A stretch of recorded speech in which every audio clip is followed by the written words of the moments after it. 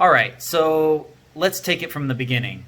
So back on April 20th, CNN started putting out reports that Kim Jong-un was in some type of grave danger or critical condition after a botched surgery. Now, we all know that Kim Jong-un is a smoker. He doesn't really eat healthy.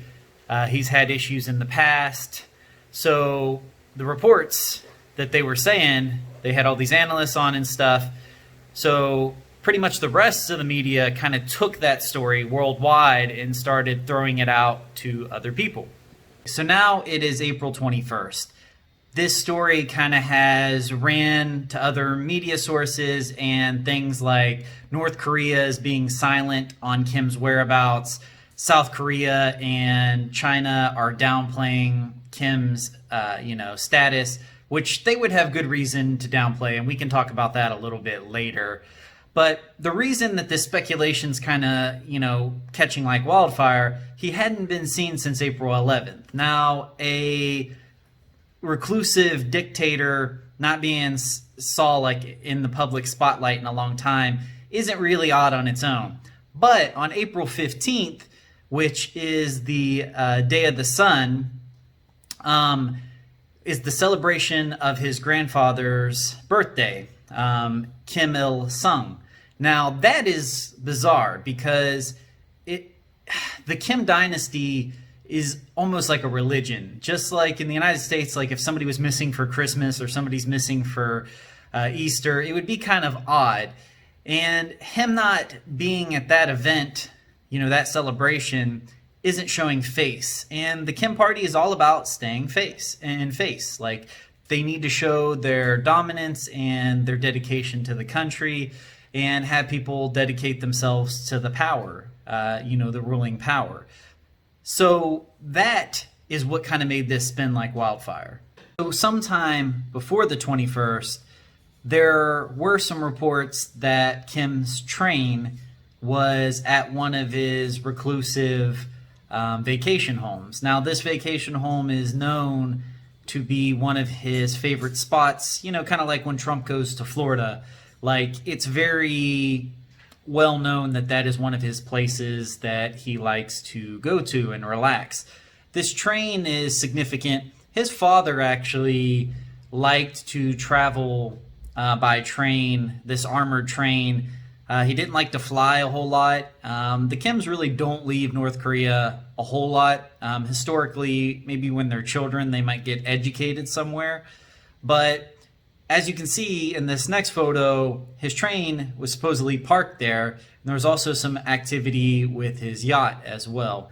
So that kind of, at least from the U.S. government standpoint, kind of was saying like, hey, there's a good chance that he is maybe hiding from the coronavirus, which North Korea said there's no cases, or he is recovering from his surgery and just kind of relaxing. Now, what is fascinating is that the media really likes to romanticize a new ruler taking over. Now, the whole thing about factions inside the North Korean country is kind of known. Like, when Kim got into power, he killed his uncle, to make sure that there wasn't any issues there and kind of assert his dominance. But then he also killed his brother. Now, his brother was supposed to be the leader, but tried to go to Disneyland and unfortunately kind of embarrassed the regime.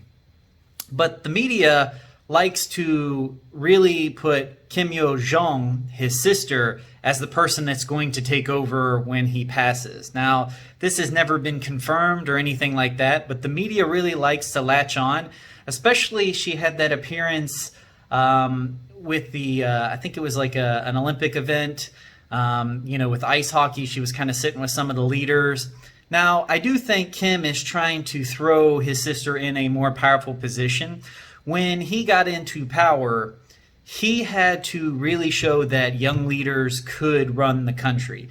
So I do think he supports his sister and she's part of his faction, but I don't know if necessarily she would take over or not. And that kind of leads us to why China and South Korea would be super worried if the Kim dynasty just kind of dropped overnight. If that happened, we have the coronavirus going on. Some people might try to escape to the north into China and, infect the people in China, or they might all try to rush to the south and infect people in South Korea. Now, the President Moon of South Korea, he does want to reunify the Koreas. So, like, him trying to make some kind of plan to figure that out isn't totally off the table.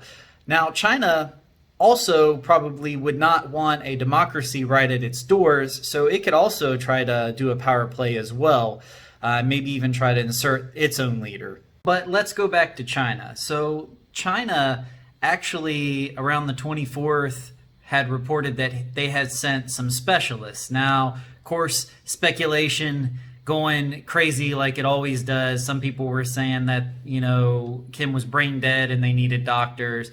Others were saying that China was sending the doctors to kind of help with the COVID situation. I've been here in the Philippines and, China actually did send some doctors here. So that seemed more plausible at the time for me that, North Korea probably just had some infected and China was just sending some resources to help. But sorry media, sorry world, Mr. Kim is back. Now, there's already speculation of where he was, that he had surgery and all these things. He was actually at a fertilizer plant, showing it was just, opened up and he was kind of there for the opening. So now that's on all the news stations and more speculation is bubbling up from it. But what do you guys really think about this? Do you think that this, story was kind of put out to distract us from the COVID situation? Or do you think that, it was just one little over-exaggerated report that kind of just blew up and turned into something larger than it really should have been? I guess we will never maybe 100% know. We'll see what other information comes up. But, like, subscribe, leave some comments down there. I'd like to keep this conversation going to see what everyone else's thoughts are. And if I missed something that was interesting, drop it down in the comments. So I hope everyone is safe out there. I have nothing but love. Peace.